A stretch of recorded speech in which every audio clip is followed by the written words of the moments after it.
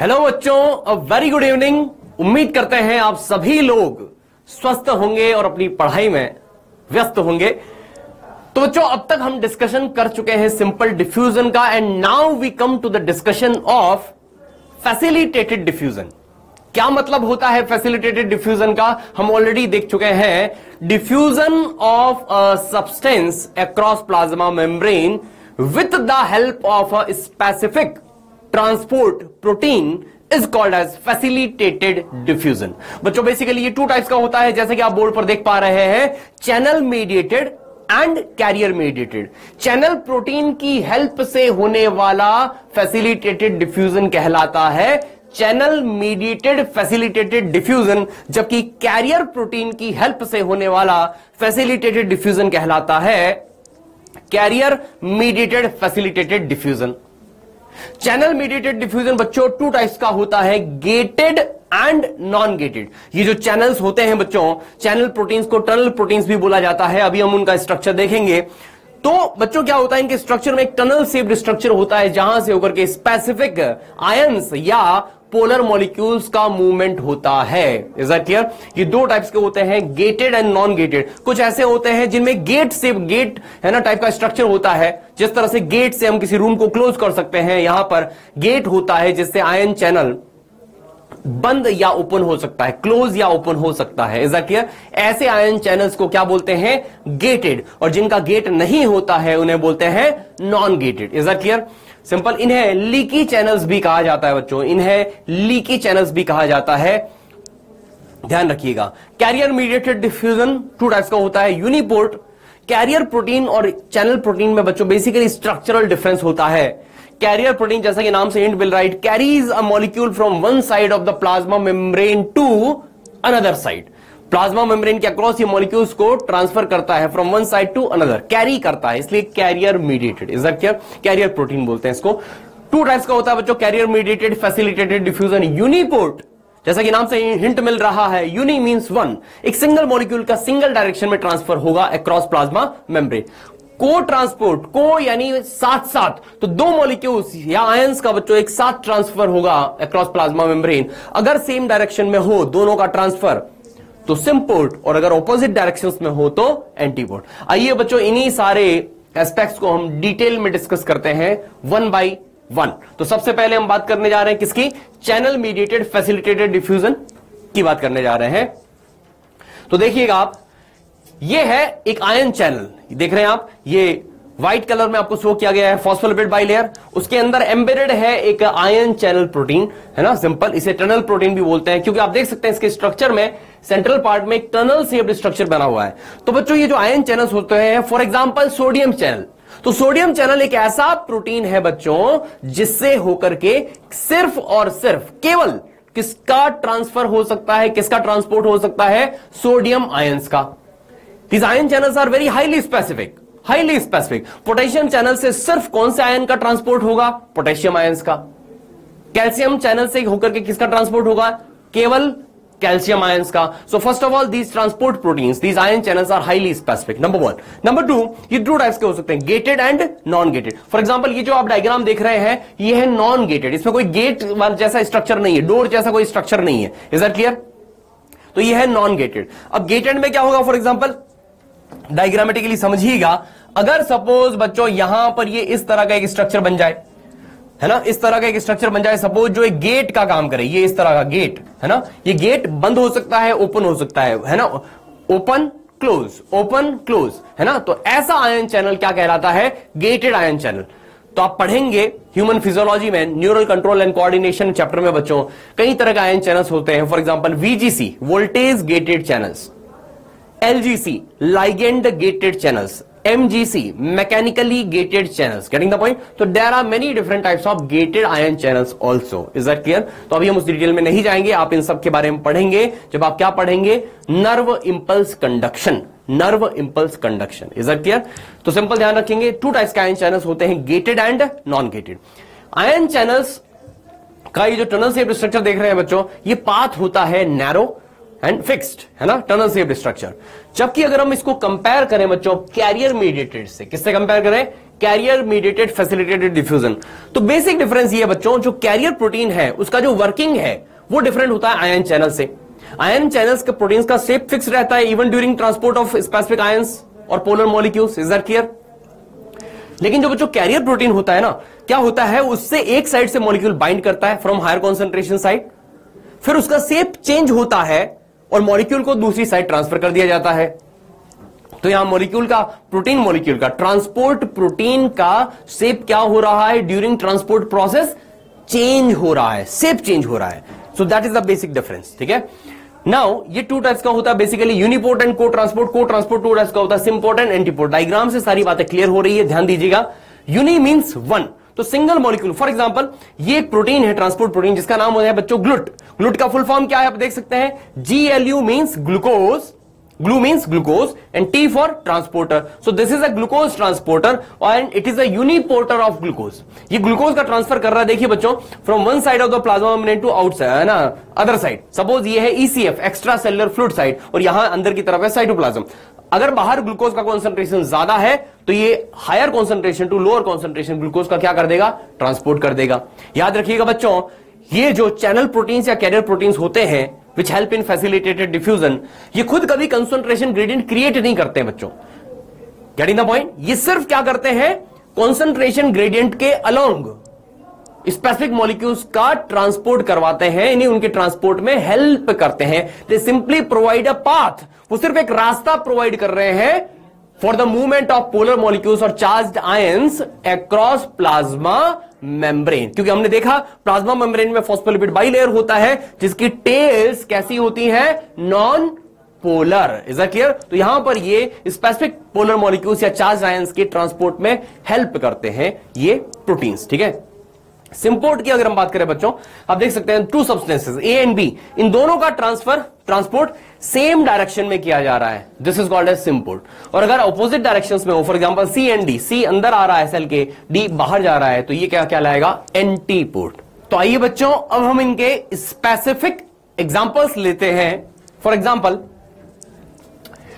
Uniport का एक example हो जाएगा बच्चों, transport of glucose by GLUT. अभी थोड़ी देर पहले आपको ग्लूट बताया था, ग्लूट का फुल फॉर्म क्या है, glucose transporter, right. It is a carrier protein which carries glucose from one side of the plasma membrane to the other side।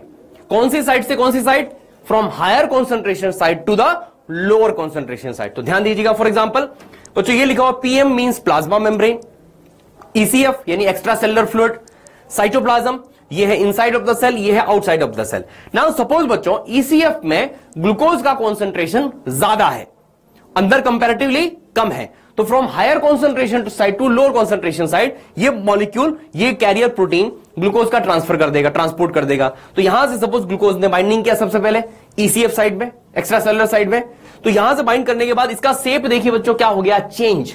इस ट्रांसपोर्ट प्रोटीन का शेप क्या हो गया, चेंज, और अल्टीमेटली इस ग्लूकोज को इनसाइड की तरफ ट्रांसफर कर दिया गया और इसका शेप पहले जैसा वापस हो गया है, इस प्रोटीन का शेप पहले जैसा वापस हो गया है। Now it can bind with glucose. Is that clear?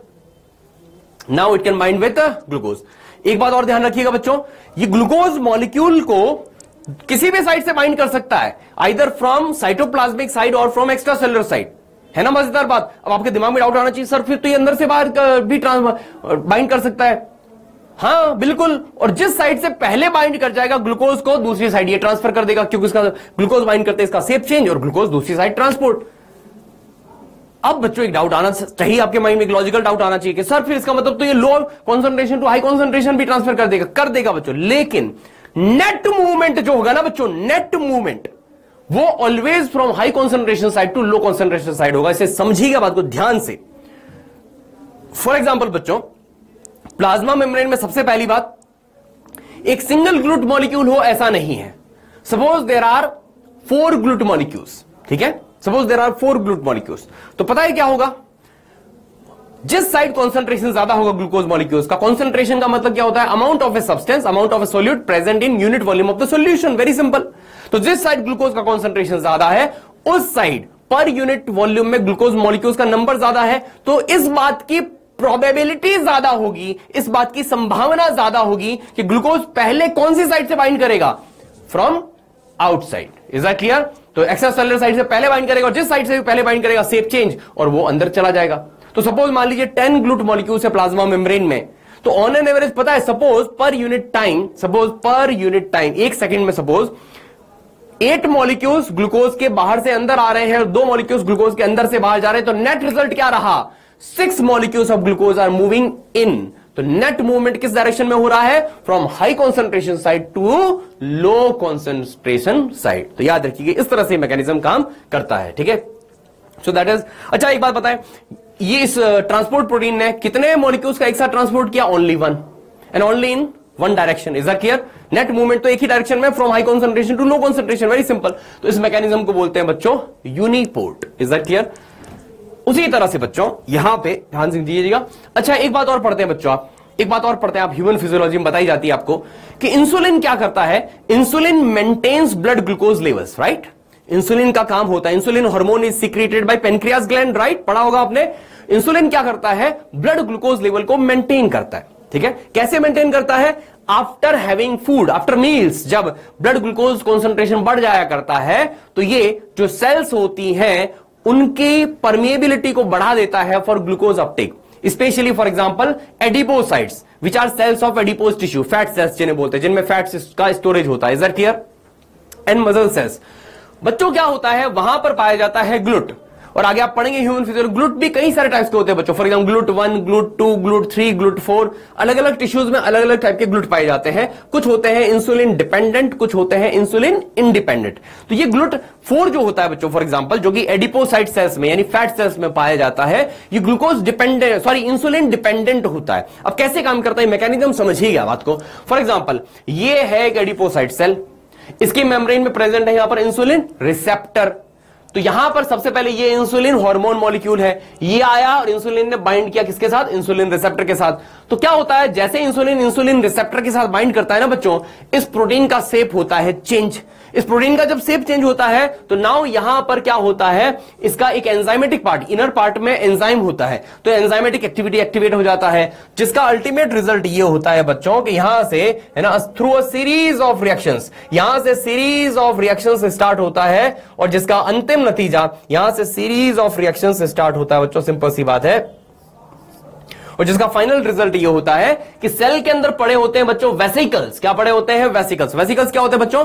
Microscopic membrane bound bubble like structures. Microscopic यानी इतने छोटे होते हैं कि माइक्रोस्कोप की हेल्प से दिखेंगे, और वो भी कौन सा microscope? Electron microscope, which is a very powerful microscope. Is that clear? Electron microscope का मैग्निफिकेशन बहुत ज्यादा होता है as compare to light microscope. ठीक है, स्कूल्स और कॉलेजेस में जनरली जो अवेलेबल होता है वो लाइट माइक्रोस्कोप होता है। सिंपल सी बात है, माइक्रोस्कोपिक स्ट्रक्चर्स होते हैं ये मेम्ब्रेन बाउंड, यानी इनकी भी अपनी मेम्ब्रेन होती है, और बेसिक स्ट्रक्चर इसका भी प्लाज्मा मेम्ब्रेन जैसा ही, जैसे प्लाज्मा मेम्ब्रेन में हमने पढ़ा फॉस्फोलिपिड बाइलेयर होती है, सिमिलरली इसकी मेम्ब्रेन में भी क्या होती है? फॉस्फोलिपिड बाइलेयर, प्लस उसमें क्या एम्बेडेड होते हैं? प्रोटीन्स। तो यहां इसके अंदर मेम्ब्रेन में प्रोटीन्स एम्बेडेड है जिसका नाम है ग्लूट, जो कि ग्लूकोज के ट्रांसपोर्ट में हेल्प करता है। ठीक है बच्चों, so this is a vesicle containing GLUT molecules.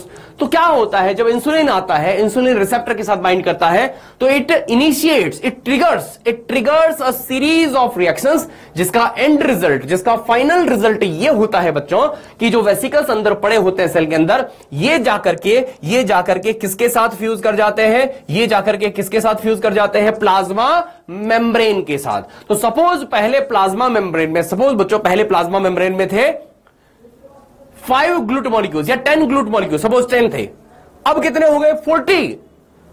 अब कितने हो गए? 40। तो पहले जहां सिंपल सी बात है केवल 10 ग्लूट मॉलिक्यूल्स थे, अब कितने हो गए? 40। तो ऑब्वियस सी बात है बच्चों, ग्लूकोज का जो अपटेक है, अपटेक ऑफ ग्लूकोज का जो ट्रांसपोर्ट है पर यूनिट टाइम, वो बढ़ जाएगा ना into the cell, from high concentration to low concentration side. तो बच्चों इस तरह से इंसुलिन अपना काम करता है। तो उम्मीद करते हैं आपको इंसुलिन का एक्शन समझ में आ गया हो कि इंसुलिन क्या करता है ना। तो इंसुलिन इंक्रीजेस, क्या करता है इंसुलिन? ये लिखा हुआ है, देखिए पढ़िए क्या लिखा हुआ है। Insulin increases cellular uptake of glucose by increasing the number of GLUT molecules in plasma membrane of target cells. Is that clear? जिन पर इंसुलिन का एक्शन होता है उन्हें बोलते हैं टारगेट सेल्स। ठीक है, तो this is how insulin works. Insulin का एक्शन कैसे होता है समझ में आ गया आपको, है ना। तो ये एक इंपॉर्टेंट बात हमने पढ़ी। नाउ बच्चों इसके बाद हम बात करते हैं पैसिव एंटीपोर्ट की। बच्चों पैसिव सिम्पोर्ट भी होता है ना, सिंपल, लेकिन उसका कोई इंपॉर्टेंट एग्जांपल नहीं है, तो हम पैसिव एंटीपोर्ट की बात करते हैं। पैसिव एंटीपोर्ट का एक इंपॉर्टेंट एग्जांपल है बच्चों जो आप फिजियोलॉजी में, ह्यूमन फिजियोलॉजी में पढ़ते हैं, चैप्टर रेस्पिरेटरी सिस्टम चैप्टर में आप पढ़ते हैं क्लोराइड बाइकार्बोनेट एक्सचेंजर। ये कहां आता है सुनिएगा ध्यान से। फॉर एग्जांपल बच्चों एट टिश्यू लेवल आप सभी जानते हैं एरोबिक रेस्पिरेशन का प्रोसेस चल रहा है, तो किसका प्रोडक्शन हो रहा है, CO2। तो टिश्यू सेल्स के अंदर CO2 का कॉन्सेंट्रेशन ज्यादा है, पार्शियल प्रेशर ज्यादा यूं कह लीजिए। तो गैसियस डिफ्यूजन कैसे होता है, from high partial pressure to low partial pressure और from high concentration to low concentration. तो CO2 का डिफ्यूजन होता है बच्चों, देखिएगा CO2 का डिफ्यूजन होता है from tissue cell to RBC, ये लिखा हुआ RBC, तो दिस इज RBC। अब RBC की प्लाज्मा मेम्ब्रेन में बच्चों देखिए, अच्छा देखिए पहले CO2 अंदर आया RBC के अंदर, तो क्या होगा, वाटर के साथ रिएक्ट करके, है ना, ये किस में कन्वर्ट हो जाएगा, H2CO3 कार्बोनिक एसिड, और इस रिएक्शन को कैटलाइज करता है एक एंजाइम जिसका नाम है CA का मतलब यहां पर क्या है बच्चों, कार्बोनिक एनहाइड्रेज। CA का मतलब क्या है, कार्बोनिक एनहाइड्रेज एंजाइम, ठीक है। तो कार्बोनिक एनहाइड्रेज बना, कार्बोनिक एनहाइड्रेज फर्दर आयोनाइज होता है किसमें, H+ एंड HCO3-, यानी कि बाइकार्बोनेट आयन में। ये जो बाइकार्बोनेट आयन है बच्चों, अब प्लाज्मा RBC की प्लाज्मा मेम्ब्रेन में एक प्रोटीन पाया जाता है जिसे क्या नाम देते हैं, क्लोराइड बाइकार्बोनेट एक्सचेंजर। कितना प्यारा नाम है, नाम से हिंट मिल रहा है। एक्सचेंज में क्या होता है बच्चों, कुछ लिया जाता है और कुछ दिया जाता है। तो यहां पर ये chloride bicarbonate exchanger bicarbonate ions को ट्रांसपोर्ट करता है आउटसाइड द सेल और क्लोराइड आयन को ट्रांसपोर्ट करता है इनसाइड द सेल। तो क्लोराइड अंदर आया था, इसलिए इसका एक और नाम होता है क्लोराइड शिफ्ट। क्या नाम होता है बच्चों, क्लोराइड शिफ्ट। इसी का एक और नाम है बच्चों हैमबर्गर फिनोमेना, पढ़ा होगा आपने। तो इसका नतीजा यह होगा बच्चों कि CO2 का ज्यादा से ज्यादा डिफ्यूजन होगा into RBCs, into red blood cells. अब बच्चों आप एक बात और भी जानते हैं, ब्लड स्टैटिक तो होता नहीं है, मूव करता रहता है ना, कंटिन्यूअसली सर्कुलेशन हो रहा है उसका। तो जब ब्लड सर्कुलेट होता हुआ ये RBC सर्कुलेट होते हुए कहां तक पहुंचेंगी, लंग्स के लेवल पर। And we know the units of lungs are called as alveoli. तो जैसे ही एल्वुलर लेवल पर पहुंचेगा, अब क्या होगा बच्चों, ध्यान दीजिएगा, at the level of lungs जब हम फ्रेश एयर ब्रीद इन करते हैं तो उसके अंदर पार्शियल प्रेशर ऑफ CO2 होता है कम, पार्शियल प्रेशर ऑफ ऑक्सीजन होता है ज्यादा। एट दिस लेवल क्योंकि RBC के अंदर अब कंपैरेटिवली CO2 का कॉन्सेंट्रेशन है ज्यादा, तो CO2 का डिफ्यूजन बच्चों होगा from RBC into alveoli of lungs. Getting the point. तो CO2 का कॉन्सेंट्रेशन कम पड़ने लगेगा। तो अब ये पूरा जो प्रोसेस पढ़ा था हमने वो रिवर्स डायरेक्शन में होने लगेगा। तो क्या होगा, नाउ यही एक्सचेंजर, सिंपल सी बात है बच्चों, अब तक टिश्यू लेवल तक, लंग्स लेवल तक पहुंचते पहुंचते, एल्वुलाई तक पहुंचते पहुंचते अब ब्लड प्लाज्मा में बच्चों बाइकार्बोनेट आयंस का कॉन्सेंट्रेशन हो चुका है ज्यादा, क्लोराइड आयंस का कॉन्सेंट्रेशन हो चुका है कम। तो अब along the concentration gradient in ions का फिर से डिफ्यूजन होगा, लेकिन कैसे, किस डायरेक्शन में, रिवर्स डायरेक्शन में। ब्लड प्लाज्मा से बाइकार्बोनेट अब आएगा RBC के अंदर और क्लोराइड आयन जाएगा RBC से आउट ऑफ इट, यानी ब्लड प्लाज्मा।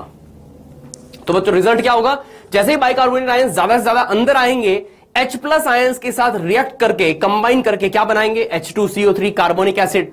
अब कार्बोनिक एनहाइड्रेज एंजाइम इसके डिसोसिएशन, इसके ब्रेकडाउन को प्रमोट करेगा इनटू CO2 and H2O। तो ज्यादा से ज्यादा CO2 बनेगा और ये CO2 डिफ्यूज कर जाएगा from RBC into blood plasma and then ultimately into alveoli of lungs. और जब हम ब्रीद आउट करते हैं एक्सेलेशन, तो CO2 चला जाएगा आउटसाइड द ह्यूमन बॉडी। तो कितना शानदार मैकेनिज्म है बच्चों, एक ही ट्रांसपोर्ट प्रोटीन है लेकिन अलग अलग लेवल्स पर डायरेक्शन ऑफ ट्रांसपोर्ट डिफरेंट है। इसका एंटीपोर्ट ही कर रहा है, लेकिन टिश्यू लेवल पर क्या हो रहा है, क्लोराइड शिफ्ट, जिसमें क्लोराइड आयन मूव कर रहा है इनटू RBC एंड बाइकार्बोनेट जा रहा है out of RBC। At the level of alveoli of lungs क्या हो रहा है, रिवर्स हो रहा है, क्लोराइड आयन जा रहा है बाहर और बाइकार्बोनेट आ रहा है अंदर।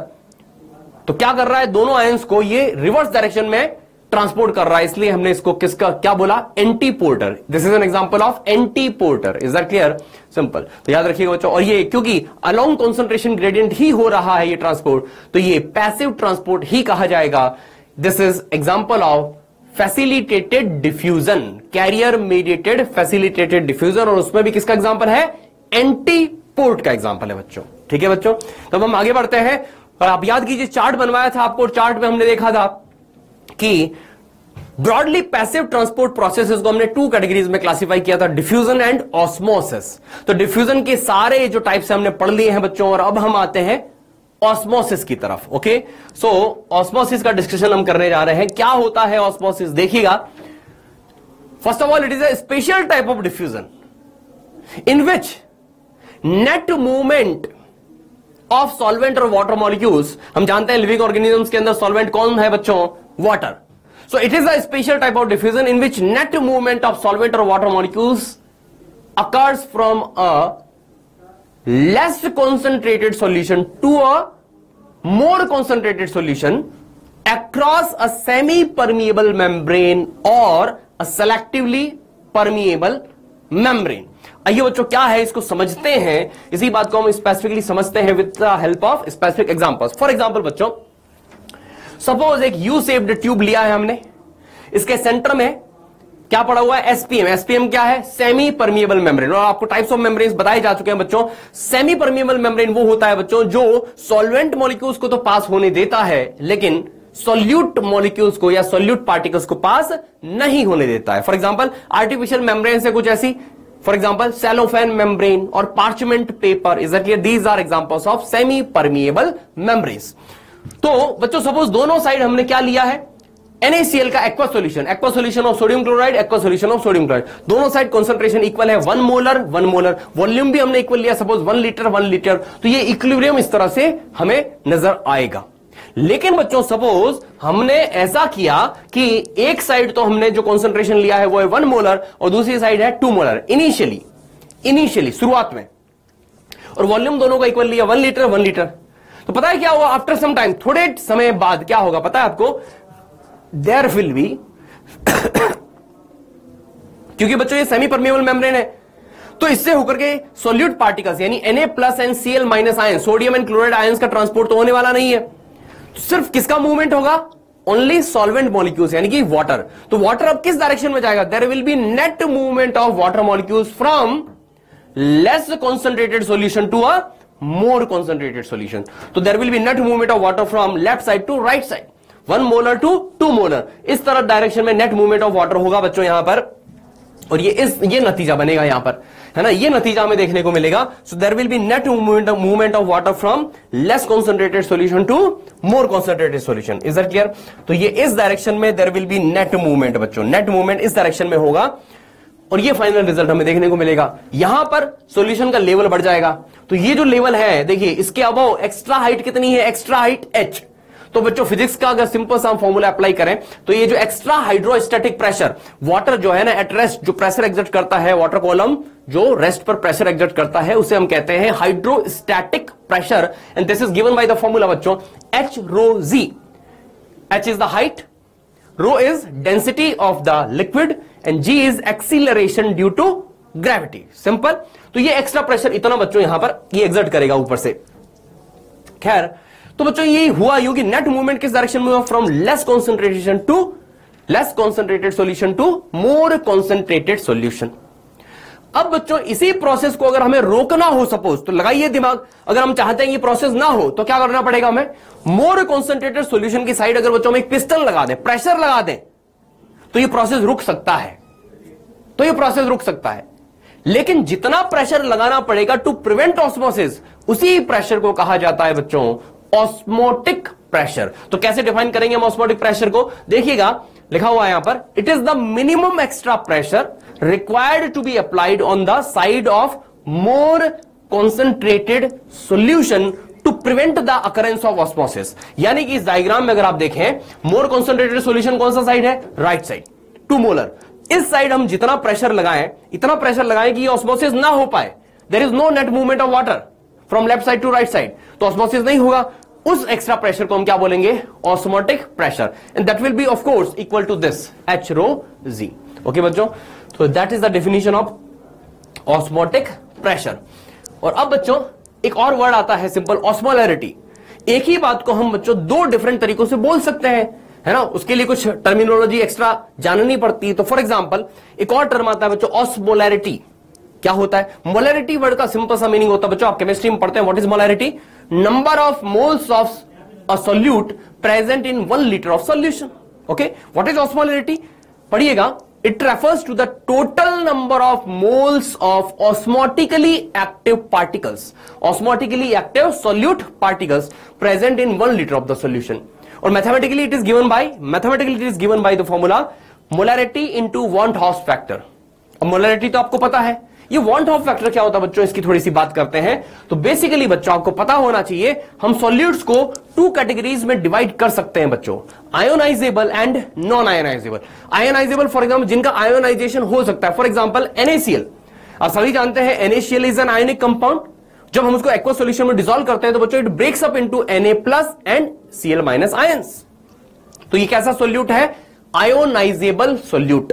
वहीं पर ग्लूकोज कैसा सोल्यूट है बच्चों? नॉन आयोनाइजेबल, इसका आयोनाइजेशन पॉसिबल नहीं है। ओके, तो यहां पर ये डिफरेंस आएगा बच्चों कि अगर मान लीजिए हमने 1 मोलर ग्लूकोज एक्वा सॉल्यूशन लिया है, एक्वा सॉल्यूशन ग्लूकोज लिया है, तो उसका want house factor non ionisable solutes के लिए वांट हाउस फैक्टर कितना होता है? 1। तो यहां पर इसकी molarity will be equal to its osmolarity, 1 osmoles per litre हम इसको बोलेंगे। That is the unit of osmolarity. Molarity की यूनिट होती है मोल्स पर लीटर, यहां इसकी ऑस्मोलैरिटी की यूनिट क्या होगी? Osmoles per litre. वहीं पर बच्चों अगर हम 1 मोलर एक्वा सॉल्यूशन ले NaCl का, तो वी नो कि NaCl is ionisable. 1 mole of NaCl will ionize into 1 moles of sodium ions and 1 moles of chloride ions। तो टोटल सोल्यूट पार्टिकल्स कितने हो गए? 2 मोल्स। तो देखिएगा यहां पर 1 into 2 कर देंगे हम, तो ये आ जाएगा 2 osmoles per litre. Getting the point? तो ऑस्मोलैरिटी का कॉन्सेप्ट समझ में आ गया। तो अब देखिए हम ऑस्मोसिस को दूसरे तरीके से कैसे डिफाइन कर सकते हैं। So osmosis can also be defined as, in other words osmosis can also be defined as, कैसे? Net movement of solvent or water molecules from a solution of lower osmolarity to a solution of higher osmolarity across a semi-permeable membrane or a selectively permeable membrane। ठीक है बच्चों, simple. तो हम इसको ऐसे भी define कर सकते हैं, from lower osmolarity to a higher osmolarity. आइए इसको अप्लाई करते हैं सेल्स के रेस्पेक्ट में। और सेल्स के रेस्पेक्ट में अप्लाई करने से पहले बच्चों में एक और वर्ड समझना जरूरी है, दैट इज टोनिसिटी। अभी टोनिसिटी क्या है, ध्यान से सुनिएगा। It is defined as the osmolarity of a solution with respect to a cell. किसी सेल के रेस्पेक्ट में किसी सॉल्यूशन की ऑस्मोलैरिटी कम है या ज्यादा है, ये हमें किससे पता चलता है? टोनिसिटी। तो there are 3 words, isotonic solution, hypertonic solution and hypotonic solution. आइए तीनों वर्ड्स को समझते हैं। आइसोटोनिक, आइसो का मीनिंग होता है बच्चों same. So what is isotonic solution? A solution which has the same osmolarity as a given cell. किसी सॉल्यूशन का ऑस्मोलैरिटी अगर सेल के कंटेंट्स का, साइटोप्लाज्मिक कंटेंट्स का जितना ऑस्मोलैरिटी है, अगर उस सॉल्यूशन का भी उतना ही है, तो बच्चों उस सॉल्यूशन को हम क्या बोलते हैं? Isotonic solution. सिंपल। वहीं पर हाइपरटोनिक सॉल्यूशन क्या होता है बच्चों? हाइपर माने excess, hyper means excess. So solution which has higher osmolarity as compare to a given cell is called as hypertonic solution, whereas hypo का meaning होता है less. So what is a hypertonic solution? A solution which has lower osmolarity as compared to a given cell. अब इसको हम apply करते हैं बच्चों। Suppose हम ह्यूमन आरबीसी को रखने जा रहे हैं किसमें, है ना? सपोज एक आइसोटोनिक सॉल्यूशन में। लेकिन उससे पहले आपको पता होना चाहिए कि ह्यूमन आरबीसीज के लिए बच्चों साइंटिस्ट लोगों ने एक्सपेरिमेंटली फाइंड आउट किया हुआ है कि for human RBCs 0.9% NaCl aqua solution is isotonic. इसका मतलब क्या हुआ? इसका मतलब यह हुआ बच्चों, ध्यान से सुनिएगा, अगर हम ह्यूमन आरबीसीज को किसमें रख दें? 0.9% NaCl सॉल्यूशन में। इसका सिंपल सा मतलब यह होता है बच्चों परसेंटेज में कि इन 100 ml solution how much NaCl is present? 0.9 gram. 0.9 gram NaCl is present in 100 ml of solution. Is that clear? That is 0.9% NaCl aqueous solution. तो इसमें जब हम आरबीसी को रखेंगे बच्चों, there will be no osmosis, means there will be no net movement of water either into RBC or out of RBC. यानी RBC का shape कैसा रहेगा बच्चों? नॉर्मल। शेप कैसा रहेगा? नॉर्मल। सिंपल।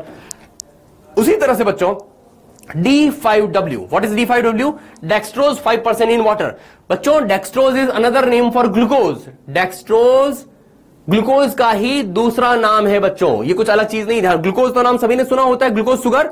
ग्लूकोज का ही एक और नाम क्या होता है? डेक्सट्रोज। ठीक है, तो हम ऐसा कह सकते हैं what is D5W? 5% aqua solution of glucose is, है ना, is also called as D5W. It is also isotonic for RBCs, यानी कि अगर आरबीसी को हम मान लीजिए 5% ग्लूकोज एक्वा सॉल्यूशन में रखें तो उसमें भी कोई ऑस्मोसिस होने वाला नहीं है, तो हम कहेंगे वो सॉल्यूशन ह्यूमन आरबीसी के लिए कैसा हुआ, isotonic solution. Is that clear? तो हम टोनिसिटी से ये पता लगाते हैं बच्चों कि what will be the tendency, है ना, फॉर ऑस्मोसिस, कि ऑस्मोसिस होगा या नहीं होगा, और होगा तो एंडो ऑस्मोसिस होगा या एक्सो ऑस्मोसिस होगा। इसी को हम ह्यूमन आरबीसी के स्पेसिफिक एग्जांपल से समझते हैं। सपोज बच्चों अगर ह्यूमन आरबीसी को हम रखते हैं किसमें, human RBC when placed in isotonic solution, अगर एक आइसोटोनिक सॉल्यूशन में रखें तो there will be no osmosis, no net movement of water either into RBC और आउट ऑफ आरबीसी। तो क्या होगा बच्चों, RBC will maintain its normal shape, RBC will maintain its normal shape, RBC अपना normal shape maintain करेगी। Okay, वहीं पर अगर आरबीसी को बच्चों हाइपरटोनिक सॉल्यूशन में रखा जाए तो क्या होगा, exo osmosis, net movement of water out of RBC, exo osmosis. Okay, RBC will shrink, RBC shrink कर जाएगा। इस प्रोसेस को बोलते हैं बच्चों क्रीनेशन ऑफ आरबीसी। क्या बोलते हैं इसे, crenation of RBC. RBC will shrink क्योंकि there will be net movement of water from RBC to the outside, तो आरबीसी का वॉल्यूम कम हो जाएगा, वो श्रिंक कर जाएगा। इसे क्या बोलते हैं, क्रीनेशन ऑफ आरबीसी। तो आपसे पूछा जाए what will happen to human RBC if it is placed in hypertonic solution, आप बोलेंगे क्रीनेशन ऑफ आरबीसी। वहीं पर बच्चों अगर मान लीजिए आरबीसी को एक हाइपोटोनिक सॉल्यूशन में रखा जाए तो हाइपोटोनिक सॉल्यूशन का यानी कि कंपैरेटिवली डाइल्यूट सॉल्यूशन, सिंपल भाषा में, तो वाटर का मूवमेंट होगा इनटू आरबीसी। तो पहले आरबीसी स्वेल करेगा, वो फूलेगा, एंड अल्टीमेटली जब और फर्दर वाटर मूव करेगा तो RBC will burst, RBC burst कर जाएगा। So RBC will first swell and then ultimately burst when placed in a hypotonic solution. तो बच्चों ये तीनों बातें ध्यान रखनी, यहां से आपसे क्वेश्चन पूछा जा सकता है। वहीं पर बच्चों अगर हम प्लांट सेल की बात करें कि प्लांट सेल के साथ क्या हुआ, तो if a plant cell is placed in isotonic solution there will be of course no osmosis, है ना। तो ऐसी सेल को बोलते हैं बच्चों फ्लैसिड सेल। अब ये फ्लैसिड सेल क्या है बच्चों, याद कीजिए, बचपन से पढ़ते आ रहे हैं, a plant cell contains cell wall whereas an animal cell does not contain cell wall। तो हमने ह्यूमन आरबीसी की बात की, ह्यूमन आरबीसी में कोई सेल वॉल होता ही नहीं है, very simple, because it is an animal cell. जबकि प्लांट सेल्स में बच्चों हम जानते हैं क्या होता है, cell wall which is present outside the cell membrane, very simple. तो यहां पर पहली बात तो कोई नेट ऑस्मोसिस होगा ही नहीं, तो जो सेल आइसोटोनिक सॉल्यूशन में पड़ा हुआ है इट विल नॉट एग्जिस्ट। जो सेल का प्रोटोप्लास्ट है, बताया था प्रोटोप्लास्ट क्या होता है ना, प्लांट सेल में सेल वॉल हटा दीजिए, पीछे जो पार्ट बचता है उसे बोलते हैं प्लांट प्रोटोप्लास्ट, सिंपल। तो प्रोटोप्लास्ट यहां पर सेल वॉल पर कोई नेट प्रेशर एक्सर्ट नहीं करेगा, ऐसी सेल को क्या कहा जाता है बच्चों, flaccid cell, very simple. Next अगर हम हाइपरटोनिक सॉल्यूशन की बात करें बच्चों तो क्या होगा, एक्सो ऑस्मोसिस, यानी net movement of water outside the cell. Okay, तो नेट मूवमेंट ऑफ वाटर जब आउटसाइड द सेल होगा तो बच्चों क्या होगा, यहां पर ध्यान दीजिएगा, प्लाज्मोलाइसिस ऑफ सेल। क्या हो जाएगा यहां पर, प्लाज्मोलाइसिस ऑफ सेल। ये जो प्लांट प्रोटोप्लास्ट आप देखिए, व्हाइट कलर में क्या है, सेल वॉल, ये पिंक कलर में क्या शो कर रखा है, plant protoplast. It will shrink, ये श्रिंक कर जाएगा बच्चों, इज दैट क्लियर। इसे बोलते हैं प्लाज्मोलाइसिस ऑफ सेल। तो कैसा सेल बन जाएगा, प्लाज्मोलाइज्ड सेल। वहीं पर अगर बच्चों अगर इस प्लांट सेल को हाइपोटोनिक सॉल्यूशन में रखा जाए, there will be endosmosis, net movement of water into plant cell. तो क्या होगा, protoplast will swell, protoplast swell करेगा, लेकिन ये बस्ट नहीं करेगा बच्चों। क्यों बस्ट नहीं करेगा, क्योंकि यहां पर सेल वॉल प्रेजेंट है विच इज अ रिजिड स्ट्रक्चर। तो यहां पर ये प्लांट सेल बस्ट करने वाला नहीं है, तो प्रोटोप्लास्ट जो है पूरी तरह से फूल जाएगा, स्वेल कर जाएगा, and it will exert pressure from inside on the cell wall. ये सेल वॉल पर एक प्रेशर एक्सर्ट करेगा बच्चों, इसे बोलते हैं टर्गर प्रेशर। क्या बोलते हैं, TURGOR, turgor pressure. Is that clear, very simple.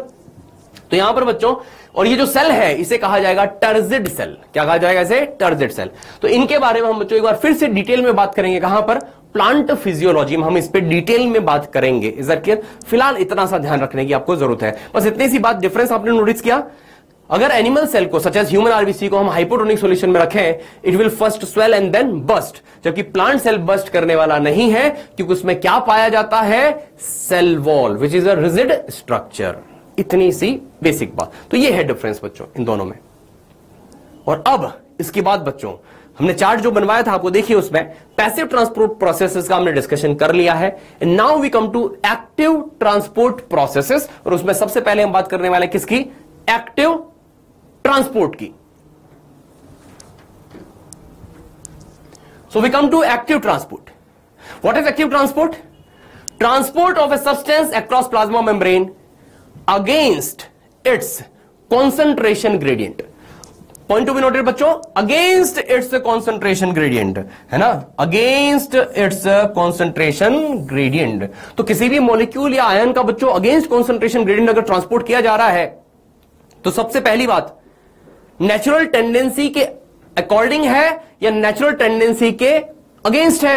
Against natural tendency, very simple. For example बच्चों, बहुत सिंपल सी बात है, अगर आपसे कहा जाए कि ग्राउंड फ्लोर से पानी चढ़ाना है 5th फ्लोर पे, किसी बिल्डिंग के 5th फ्लोर पे पानी चढ़ाना, नीचे एक पानी की टंकी भरी पड़ी है, ऊपर एक पानी की टंकी खाली है, सिर्फ पाइप कनेक्ट करके पानी चढ़ाना, क्या ये पॉसिबल हो पाएगा?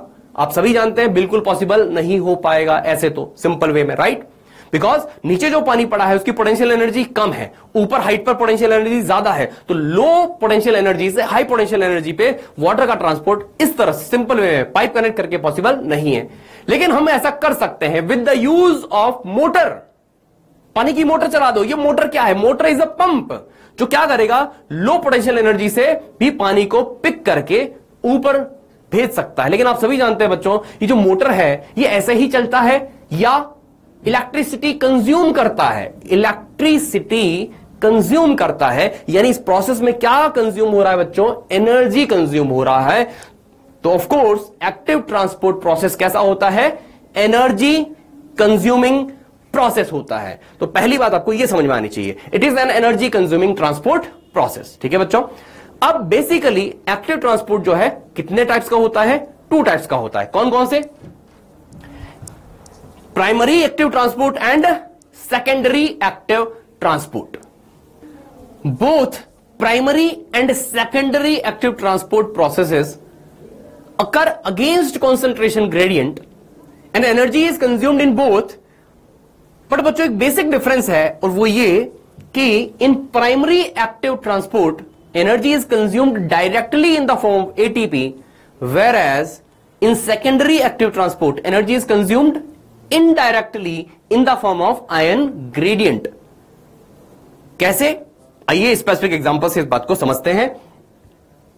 वैसे प्राइमरी एक्टिव ट्रांसपोर्ट का एग्जांपल हो जाएगा बच्चों सोडियम पोटेशियम पंप, जबकि सेकेंडरी एक्टिव ट्रांसपोर्ट का एग्जांपल हो जाएगा सोडियम ग्लूकोज सिम्पोर्टर। तो आइए इस बात को समझते हैं। Primary active transport by sodium potassium pump और sodium potassium ATPase. Sodium potassium pump it is a transport protein जो कि सोडियम और पोटेशियम आयंस का एक्टिव ट्रांसपोर्ट करता है बच्चों, और ये एंटीपोर्टर है, यानी इन दोनों आयंस को अपोजिट डायरेक्शंस में मूव करता है। इसे सोडियम पोटेशियम एटीपेज भी बोलते हैं बिकॉज ये प्रोटीन ड्यूअल फंक्शन परफॉर्म कर रहा है बच्चों, 2 फंक्शंस परफॉर्म कर रहा है। एक तो ट्रांसपोर्ट का, आयंस का ट्रांसपोर्ट कर रहा है, उसी के साथ साथ it also works as an enzyme, it works as ATPase enzyme. और एटीपेज एंजाइम क्या करता है बच्चों? उम्मीद है आपको पता होगा। एटीपेज एंजाइम वो होता है जो एटीपी यानी एडिनोसाइन ट्राइफॉस्फेट का क्या करवाता है? हाइड्रोलाइसिस। क्या बनता है is the result? ADP means adenosine diphosphate plus inorganic phosphate. Simple, एक फॉस्फेट आयन रिलीज हो जाता है। ओके, तो बात को समझिएगा मैकेनिज्म को।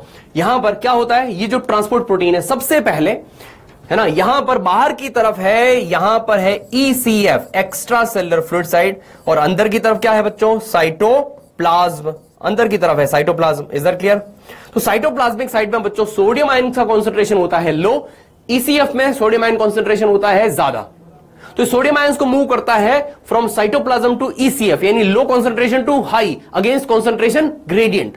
ऑब्वियसली बच्चों एनर्जी तो कंज्यूम होगा, एक्टिव ट्रांसपोर्ट प्रोसेस। सिमिलरली ये मूव करता है पोटेशियम आयंस को from ECF to cytoplasm. Cytoplasm में पोटेशियम आयन कॉन्सेंट्रेशन होता है ज्यादा एज कंपेयर टू ECF यानी low to high again against concentration gradient, energy तो कंज्यूम होगा। तो यहां पर एटीपी की फॉर्म में एनर्जी कंज्यूम होती है। कैसे? स्टेप बाय स्टेप समझते हैं। डिटेल्स आपसे कभी कोई पूछने वाला नहीं है, लेकिन मैकेनिज्म एक बार ध्यान से सुन ले। एक्चुअली बच्चों क्या होता है इस ट्रांसपोर्ट प्रोटीन में, साइटोप्लाज्मिक साइड में सोडियम आयन बाइंडिंग साइट होती है। ओके, तो यहां पर 3 सोडियम आयंस बाइंड करते हैं साइटोप्लाज्मिक साइड में। जब सोडियम आयंस बाइंड करते हैं तो नाउ इसके साथ एटीपी जुड़ सकता है। तो एटीपी जब बाइंड करता है तो एटीपी का होता है हाइड्रोलिसिस। अभी मैंने आपको बताया वो टूटता है किसमें? ADP plus PI। तो जो फॉस्फेट आयन है वो इस प्रोटीन के साथ अटैच हो जाता है। इस प्रोसेस को बोलते हैं बच्चों फॉस्फोराइलेशन। क्या बोलते हैं? Phosphorylation means addition of phosphate. और अगर रिमूवल ऑफ फॉस्फेट हो तो उसे क्या बोलते हैं? Dephosphorylation, that is removal of phosphate. तो फिलहाल क्या हुआ यहां पर? Phosphorylation means addition of phosphate. तो बच्चों जब एटीपी का हाइड्रोलिसिस होता है तो इस प्रोटीन के साथ फॉस्फेट ग्रुप अटैच हो जाता है। फॉस्फेट ग्रुप अटैच होते ही बच्चों इसका शेप हो जाता है चेंज, और शेप चेंज होते ही ये 3 सोडियम आयंस को, ये 3 सोडियम आयंस बाइंड करते हैं इस साइड से, ये चले जाते हैं बाहर। अब उधर से ईसीएफ साइड से इसकी पोटेशियम बाइंडिंग साइट ओपन हो जाती है, वहां से बाइंड करते हैं 2 पोटेशियम आयंस, 2 पोटेशियम आयंस। और जैसे ही पोटेशियम आयंस बाइंड करते हैं बच्चों, अब यहां से जो फॉस्फेट ग्रुप अटैच हुआ था वो हो जाता है डिटैच, रिमूव हो जाता है। इसे बोलते हैं डीफॉस्फोराइलेशन। और डीफॉस्फोराइलेशन होते ही, फॉस्फेट ग्रुप के रिमूव होते ही, अब इसका शेप एक बार फिर चेंज होता है and 2 potassium ions are transported into the cytoplasm. ठीक है, तो ये इस तरह से मैकेनिज्म काम करता है। Again sodium binding sites are open. तो ये प्रोसेस साइक्लिक में इसी तरह से रिपीट होता रहता है। This is how sodium potassium pump और सोडियम पोटेशियम एटीपेज वर्क्स। तो बच्चों यहां पर 3 सोडियम आयंस को भेजा जा रहा है बाहर और 2 पोटेशियम आयंस को लाया जा रहा है अंदर। आपने गौर किया, बोथ आर कैटायंस। तो 3 कैटायंस आउट, 2 कैटायंस इन। तो क्या हुआ net result? Cations, there is net loss of 1 cation from cytoplasm, right? तो क्या होता है, प्लाज्मा मेम्ब्रेन का जो इनर सरफेस होता है बच्चों, that is comparatively less positively charged, या यूं कह लीजिए comparatively negatively charged as compare to the outside. तो एक वोल्टेज डिफरेंस हो गया, इलेक्ट्रिकल पोटेंशियल डिफरेंस डेवलप हो गया अक्रॉस प्लाज्मा मेम्ब्रेन। इसी को बोलते हैं बच्चों रेस्टिंग मेम्ब्रेन पोटेंशियल। तो आप नर्व इंपल्स कंडक्शन में पढ़ेंगे, इसे मेंटेन करने में सोडियम पोटेशियम पंप का बहुत इंपॉर्टेंट रोल होता है। ओके, तो ये प्राइमरी एक्टिव ट्रांसपोर्ट का एग्जांपल कैसे हुआ बच्चों? क्योंकि यहां पर ये प्रोटीन खुद, ये ट्रांसपोर्ट प्रोटीन खुद एटीपेज एंजाइम का फंक्शन परफॉर्म कर रहा है, एटीपी का हाइड्रोलिसिस कर रहा है। तो ये खुद एटीपी का हाइड्रोलिसिस कर रहा है, इसलिए डायरेक्ट कंजप्शन ऑफ एनर्जी हो रहा है, डायरेक्टली एटीपी को यूज कर रहा है, इसलिए इसे बोलते हैं इट कंज्यूम्स एनर्जी डायरेक्टली। अब हम बात करते हैं सेकेंडरी एक्टिव ट्रांसपोर्ट की। तो सेकेंडरी एक्टिव ट्रांसपोर्ट का एग्जांपल हो जाएगा बच्चों सोडियम ग्लूकोज सिम्पोर्टर। ये कहां होता है, क्या करता है, ध्यान से सुनिएगा। इंटेस्टाइनल एपिथेलियल सेल्स में एक ट्रांसपोर्ट प्रोटीन पाया जाता है बच्चों, जिसे बोलते हैं SGS, full form sodium glucose symporter. नाम से कुछ हिंट मिल गया होगा आपको। सोडियम और glucose, sodium ion and glucose molecules का ये सेम डायरेक्शन में ट्रांसपोर्ट करेगा from intestinal lumen to into the intestinal epithelial cells. उम्मीद है आपको पता होगा इंटेस्टाइनल में कौन सा एपिथेलियम पाया जाता है, कॉलमनर एपिथेलियम, जिसकी एपिकल सरफेस पे ध्यान दीजिएगा बातों में, ये जो सरफेस है जहां से न्यूट्रिएंट्स का एब्जॉर्प्शन होना है बच्चों, इसे बोलते हैं एपिकल सरफेस। ये जो साइड वाली सरफेस है इन्हें बोलते हैं लैटरल सरफेस, और ये जो बेस वाली सरफेस इसे बोलते हैं बेसल सरफेस। तो डिफरेंस को समझिएगा, एक एक बात को ध्यान से सुनिएगा। यहां पर इन एपिथेलियल सेल्स के बीच में, यहां पर इस सरफेस पर है ना, एपिको लैटरल सरफेस पर, एपिकल सरफेस, लैटरल सरफेस, यहां पर होते हैं टाइट जंक्शंस। और टाइट जंक्शंस आपकी जानकारी के लिए बता दें बच्चों, ऐसे इंटरसेल्युलर जंक्शंस होते हैं जहां से कोई भी सब्सटेंस पास नहीं हो सकता। तो यहां पर ये टाइट जंक्शंस प्रेजेंट है। तो इसका मतलब ये हुआ कि अगर किसी भी मॉलिक्यूल को पास होना है तो वो सिर्फ और सिर्फ कहां से पास होगा, through the plasma membrane of apical surface of these intestinal epithelial sales. ठीक है, तो यहां पर है एसजीएस, सोडियम ग्लूकोज सिम्पोर्टर। तो सोडियम ये कैसे ट्रांसपोर्ट करता है ग्लूकोज का? सबसे पहली बात, सोडियम आयन और ग्लूकोज दोनों बाइंड करते हैं, इसका शेप चेंज होता है, सोडियम और ग्लूकोज दोनों आ जाते हैं सेल के अंदर। अब समझिएगा ये मैकेनिज्म कैसे काम करता है। सोडियम आयंस का ट्रांसपोर्ट होता है बच्चों along concentration gradient. Sodium ions का मूवमेंट कैसे होता है? Along concentration gradient, from high concentration to low. लेकिन ग्लूकोज का ट्रांसपोर्ट होता है लो टू हाई कॉन्सेंट्रेशन, यानी कि बाहर इंटेस्टाइनल ल्यूमेन में ग्लूकोज का कॉन्सेंट्रेशन है कम, अंदर है कंपैरेटिवली ज्यादा, तो लो टू हाई मूव किया जा रहा है। तो ध्यान दीजिएगा ग्लूकोज का ट्रांसपोर्ट कैसा हो रहा है? एक्टिव। लेकिन क्या यूज करते हुए? सोडियम ग्रेडियंट को यूज करते हुए। ये सोडियम ग्रेडियंट किसने मेंटेन किया? Sodium potassium pump. ये कहां पर है? ध्यान दीजिएगा, ये यहां पर है। ये लैटरल मेम्ब्रेन देख रहे हैं आप, ये पिंक कलर में शो किया हुआ है, ये पिंक कलर में जो प्रोटीन शो किया हुआ है वो क्या है? Sodium potassium pump, sodium potassium pump. तो ये लैटरल और बेसल मेम्ब्रेन्स में प्रेजेंट होता है, और ये क्या करता है? 3 sodium ions out, 2 potassium ions in. तो जब 3 सोडियम आयंस को बाहर भेजता है तो बच्चों सेल के अंदर सोडियम आयन का कॉन्सेंट्रेशन कम रहेगा, राइट। तो बाहर इंटेस्टाइनल ल्यूमेन में सोडियम का कॉन्सेंट्रेशन ज्यादा, सेल के अंदर कम। तो सोडियम आयंस का ट्रांसपोर्ट कैसे होगा, फ्रॉम हाई टू लो। तो सोडियम आयंस का मूवमेंट हो रहा है अलोंग कॉन्सेंट्रेशन ग्रेडियंट। तो बच्चों ये जो सोडियम आयन ग्रेडियंट है ना, sodium ion gradient, it is a form of energy, it is a form of energy. It is just like water stored behind a dam. Dam के पीछे suppose बच्चों पानी इकट्ठा है, उसके पास पोटेंशियल एनर्जी है। जैसे ही डैम के डोर्स ओपन किए जाते हैं, बांध के दरवाजे खोले जाते हैं, तो वो जो पोटेंशियल एनर्जी है किसमें कन्वर्ट होती है बच्चों, काइनेटिक एनर्जी। और उस पानी के साथ जितने भी कुछ चीजें होंगी वो बह करके आ जाएंगी, है ना। It is just like that. तो यहां पर सोडियम आयंस बाइंड करता है, सोडियम आयन मूव कर रहा है फ्रॉम हाई कॉन्सेंट्रेशन टू लो। उसके साथ इस प्रोटीन के साथ ग्लूकोज बाइंड करते ही इसका शेप चेंज होगा, sodium and glucose both will be transported into the cell. लेकिन सोडियम आयन कैसे आया बच्चों, हाई टू लो। ग्लूकोज कैसे आया, लो टू हाई। तो ग्लूकोज का क्या हुआ ये बताइए, transport against its concentration gradient, यानी एक्टिव ट्रांसपोर्ट।